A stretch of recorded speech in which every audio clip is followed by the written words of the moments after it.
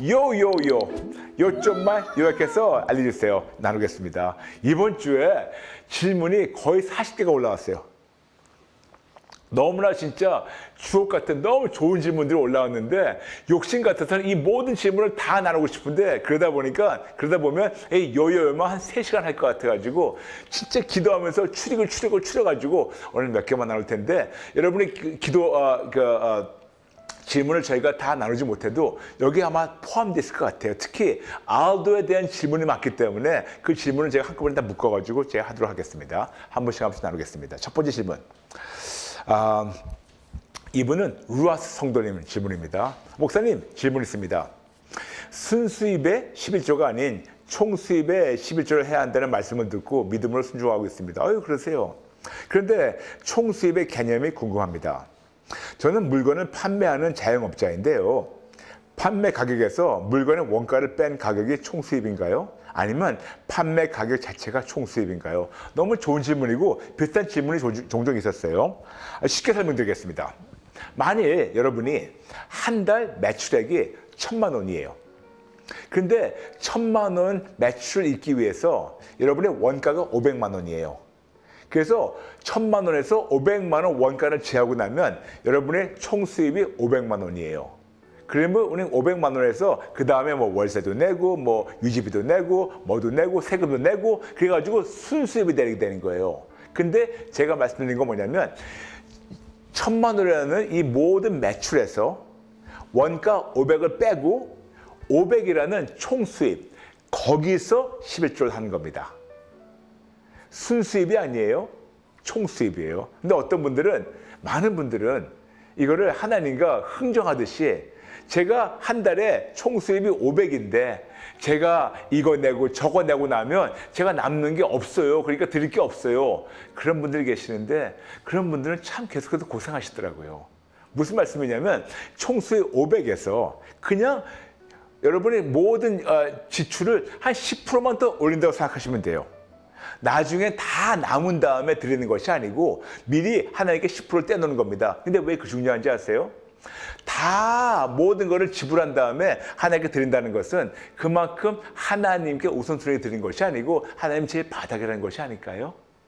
하나님이 진짜 주님이고 가장 높으신 분이라면 하나님은 어차피 우리한테 다 주신 거니까 다른 그 모든 지출을 제하기 전에 그 총수입, 즉 매출에서 원가를 빼고 남은 총수입에서 10%가 그것이 정직한 11조고 그리고 분명히 성경에서 말씀하세요. 하나님께서는 11조를 가지고 한번 하나님 시험해보라고 해보세요.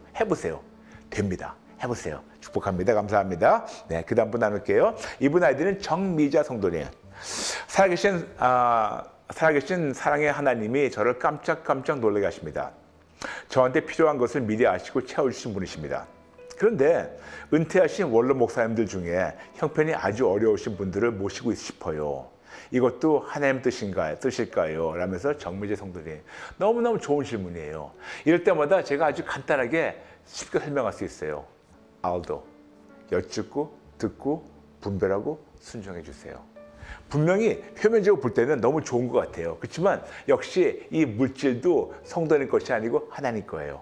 그렇기 때문에 우리가 해야 되는 것은 어떤 거를 지출하기 전에 어떤 사역을 하기 전에 어떤 거 누굴 돕기 전에 우리가 항상 하나님께 여쭙고 듣고 분별하고 순종해야 된다고. 제가 예전에 여러분에게 교회 수요에 대해서 나눴지만 교회에서 우리가 하는 그 사역 중에서 헌금에 대해서 나눴지만 우리가 그냥 여쭙지 않고 우리가 판단해가지고 누가 돕게 되면 때로는 우리가 그분들이 자립하는 걸 우리가 막을 수 있고 그분들에게 우리가 여호와 이레가 될 수 있다고 말씀드린 거 기억나시죠? 그러므로 돕는 게 나쁘다는 것이 아니에요. 그렇지만 이것 역시 하나님께 여쭙고 듣고 분별하고 순종하셔서 하나님께서 도와라 그러면 기꺼이 도우시는데 그것도 이거 있어요. 도와라 그러면 얼마큼 자주 얼마큼 금액을 도와드릴까요? 그걸 꼭 여쭤보시면서 하나님 기뻐하신 대로 하나님의 그 물질을 집행해 주시면 감사하겠습니다. 그럴 때 아름다운 열매가 나오게 돼요. 감사합니다. 축복합니다. 그 다음 분 나눌게요. 이분 아이디는 SSG 성도님.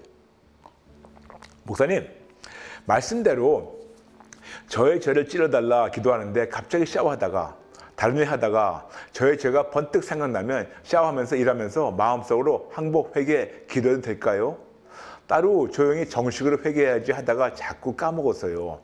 나중에 하려니 찔러주신 게 하나도 기억이 안 나요. 맞아요. 기도는요, 바로 그때 하는 것이 최고예요. 바로 그때 하세요.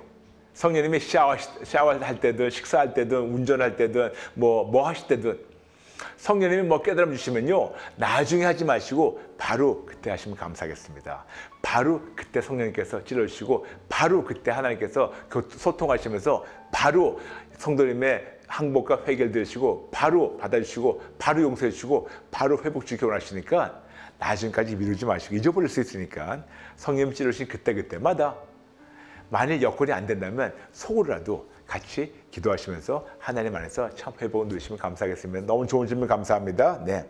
그 다음 분 아이디는 12 성도님 질문입니다. 이분 아이디가 12예요. 목사님 정말 고생이 많으세요. 질문이 하나 있는데요. 진화론에 대해서 성도들은 어떻게 대처하는 것이 성숙하고 바람직한 태도일까요? 과학을 품고 가야 할까요? 배제를 해야 할까요? 아니면 유보를 해야 할까요? 전도하다가 진화론에서 막히는 경우가 많아서 목사님에게 질문 드려요. 항상 정말 감사합니다. 너무 좋은 질문이에요. 형님, 우리 모든 지사스튜디오 가족분들, 진화론이 과학입니까? 아니에요. 진화론은 그냥 설이에요. 설. 진화론은 말 그대로 엄청 비과학적인 설입니다. 그래서 과학을 품고 가야 될까요? 그럼요. 과학이 나쁜 것이 아니에요. 성경을 보게 되면 굉장히 과학적인 것이 무척 많답니다. 성경이 오히려 더 과학적이지 진화론은 그냥 설이지 그냥 이거는 오히려 어떤 사람들이 만든 설이에요. 그래서 저는요 이렇게 말씀드리고 싶어요. 만약에 어떤 분이 와가지고 진화론 얘기하면 우리한테 되게 그럽니다. 그럼 진짜 창조됐다는 거를 우리에게 증명해 보라고 그렇게 하신 분들이 계세요. 그럴 때마다 우리는 많은 경우 내가 이거 어떻게 증명하지? 그럴 때 여러분 그냥 주눅 들지 마시고 간단하게 누가 여러분에 와가지고 창조론이 진짜라는 것을 증명해 달라고. 그럼 당신은 뭘 믿습니까? 나는 진화론 믿는다고. 그러세요? 그러면 창조론이 틀리고 진화론이 맞다는 걸 증명해 달라고. 그러면 자주 얘기하는 게 뭐냐면 우리가 뭐 미생물에서 다 생성돼 가지고 해가지고 이제 우리가 뭐 지느러미 해가지고 무스로 올라와가지고 우리가 두 발로 걷다가 원숭이 됐다가 사람 됐다고 그런 말 얘기해요. 그러시냐고. 그렇다면 원숭이에서 사람으로 된 그 증명을 보여달라고. 원숭이가 사람에 대한 증명을 보여달라고. 없어요. 물론 여기저기 뼈가 있는데 다 증명됐어요. 원숭이 뼈를 만드는 그런 조작된 거라고. 없어요. 원숭이가 사람으로 된 건 없어요. 그리고 계속해서 진화가 지금도 되고 있다면 그럼 그들을 물어보는 겁니다. 지금 우리가 이 사람인데 그러면 우리는 이 다음에서 뭐로 진화되냐고. 뭐로 진화되냐고. 이게 최종일 수 없잖아요. 그렇죠? 게다가 진화로 얘기하는 사람들은 심지어는 그렇게 얘기합니다. 전 세계 우주 대폭발론, 빅뱅 티어리 그걸 얘기합니다. 그러시냐고. 그래서 갑자기 아무것도가 팍 폭발했대요. 그러냐고. 근데 어떻게 아무것도가 폭발하냐고.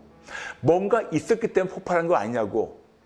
그럼 그 뭔가 있은 것이 어떻게 생겼습니까? 우연히 생겼대요. 우연히? 무슨 말씀이냐면 그들이 얘기하는 건 과학이 아니에요. 여러분, 그들은 과학이라고 자기들 속고 있고 여러분 속이고 있는데 과학이 아니고 그건 오히려 그냥 신화예요. 사람이 만든 말도 안 되는 설입니다. 그래서 누가 만일 여러분에게 와가지고 진화론을 가지고 뭐라 그러면 진화론이 맞다는 걸 증명하라고. 못해요. 과학적으로 증명하라고 못해요. 걱정하지 마세요. 그리고 어떤 분은 그랬어요. 그러면 하나님이 계시다는 것을 증명하라고.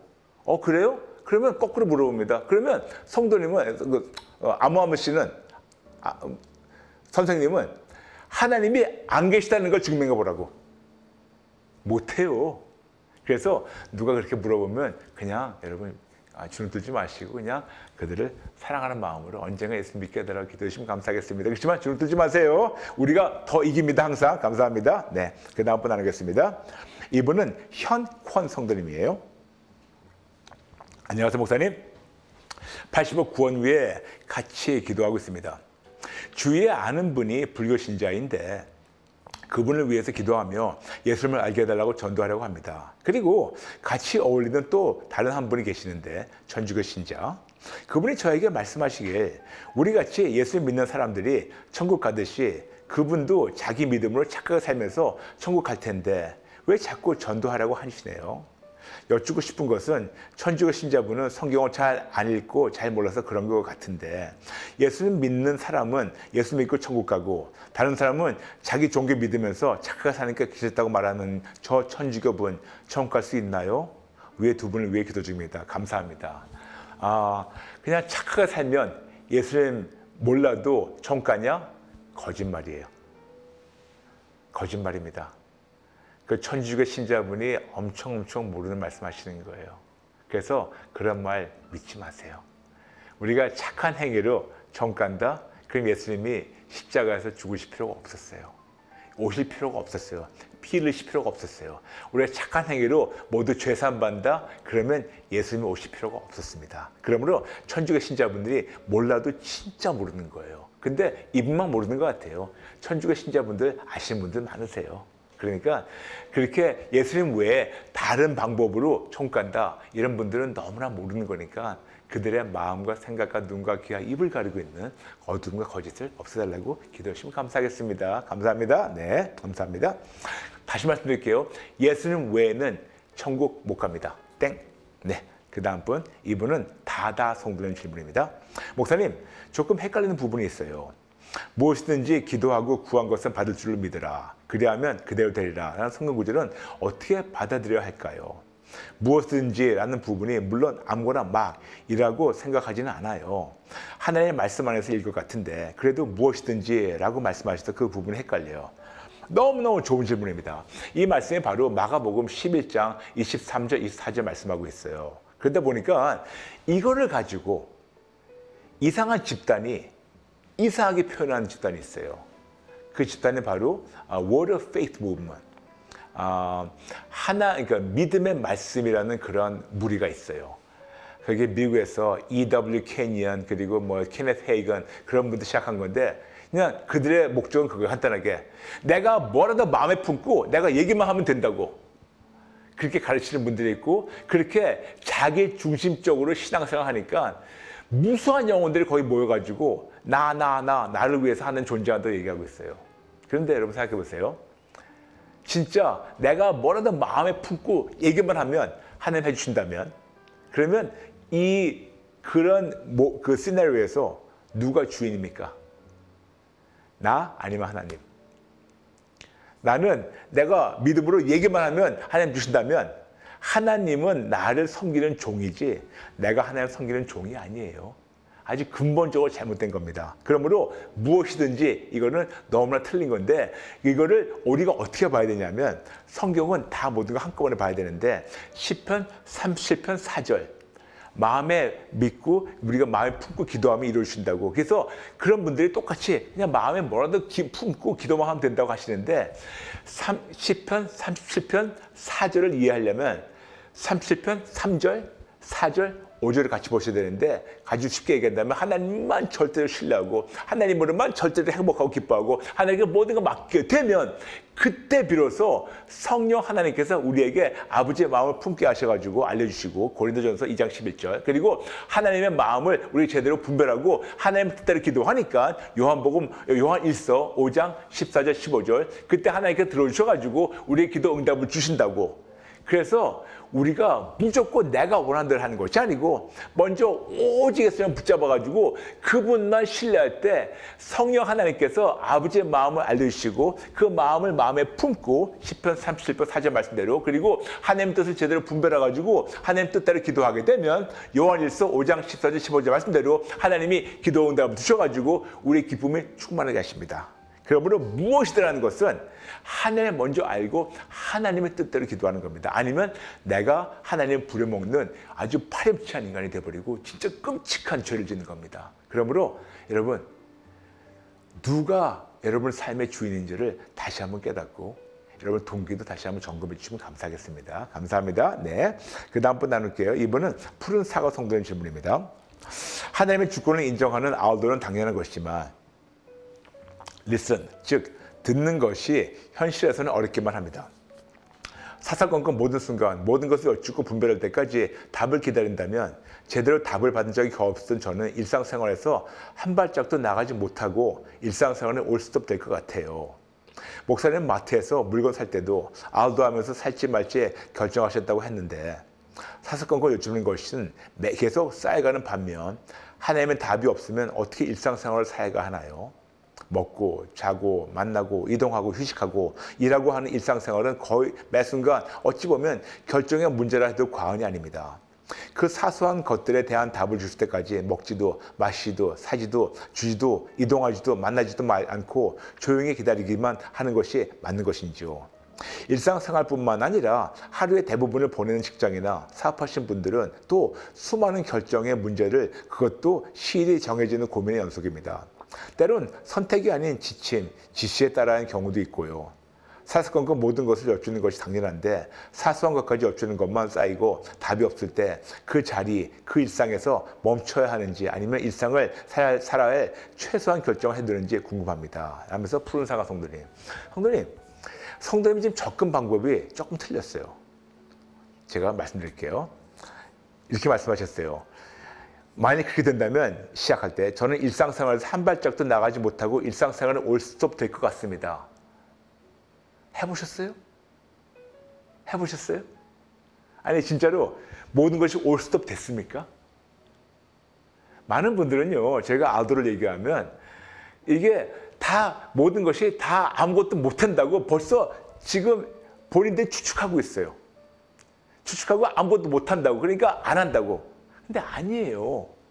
물론 거듭 말씀드리지만 매 순간 여쭈려고 노력을 하지만 매번 100% 완벽하게 못한다고 말씀드렸죠. 그렇지만 중요한 건 뭐냐면 이렇게 훈련할 때마다 하나님의 주권을 인정하려고 최선을 다하는 겁니다.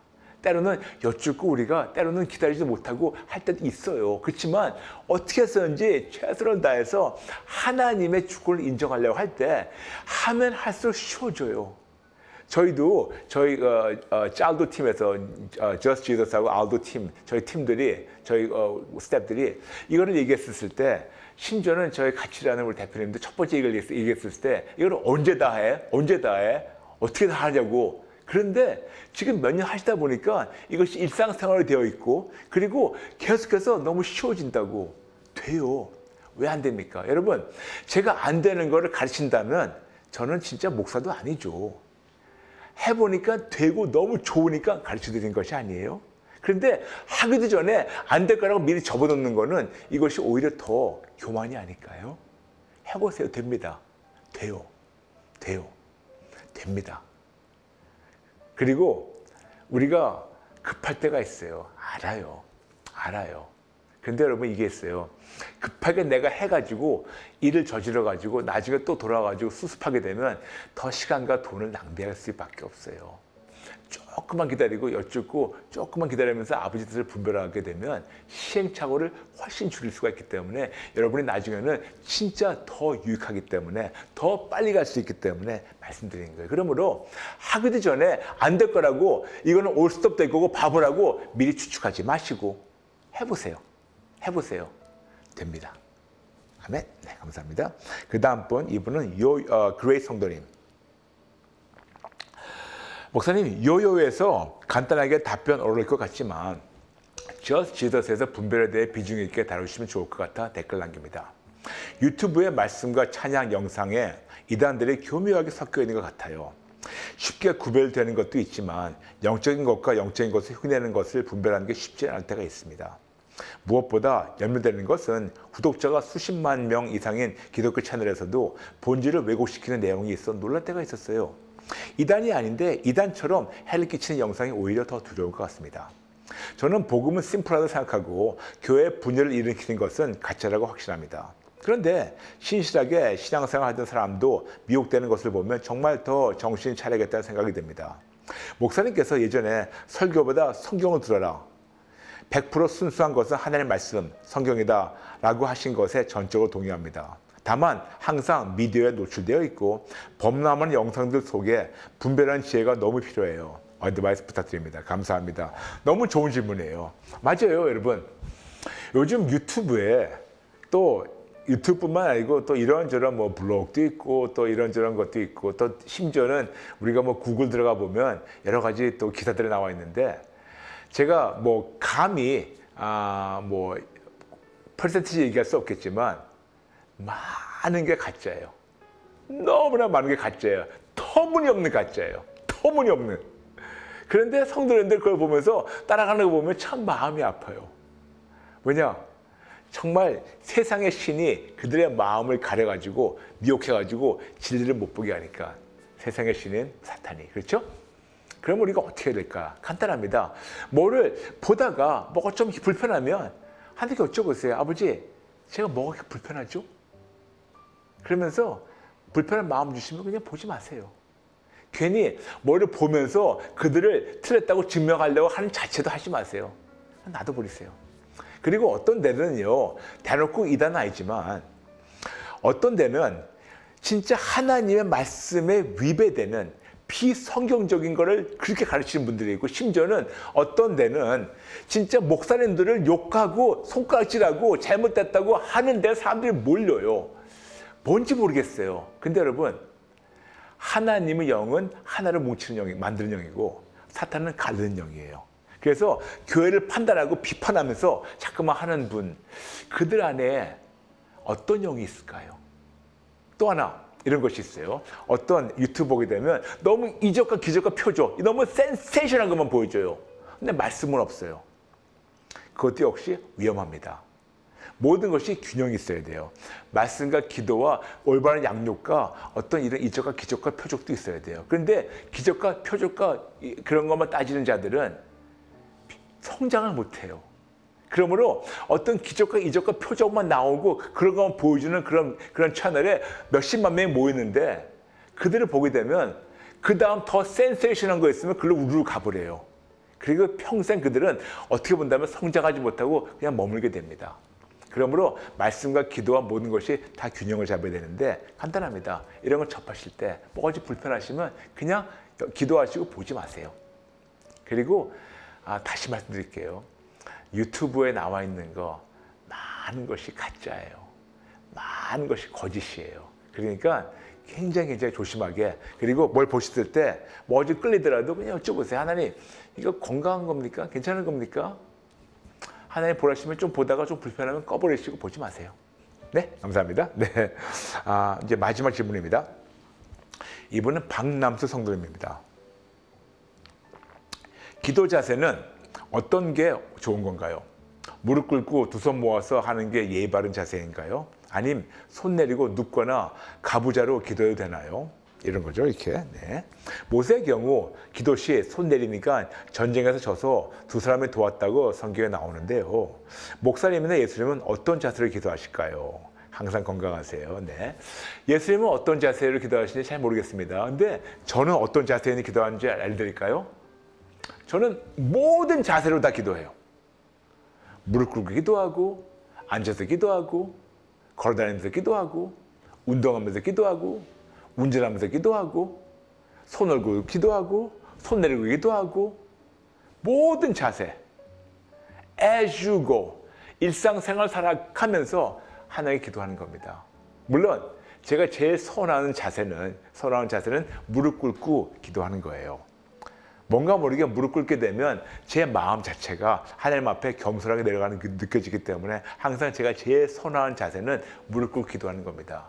그렇지만 또 때로때로 지나가면서 운전하면서 기도할 수도 있고, 또 운동하면서 기도할 수도 있고, 걸어다니면서 서서 기도할 수도 있고, 손을 올리고 손을 내리고. 그러므로 어떤 자세보다 어떤 마음 중심으로 기도하는 것이 더 중요하니까 그런 마음 중심으로 하나님과 소통하시면서 하나님 더 알아가시는 우리 박남수 성도님과 우리 모든 분 되시길 축복합니다. 감사합니다. 네, 진짜 많은 질문 다 있었는데 다 못 나누고 양해해 주시고 그 대신에 여러분 어떤 궁금한 게 있으면 보내주세요. 우리 모두 같이 함께 배우면서 같이 성장하도록 하겠습니다.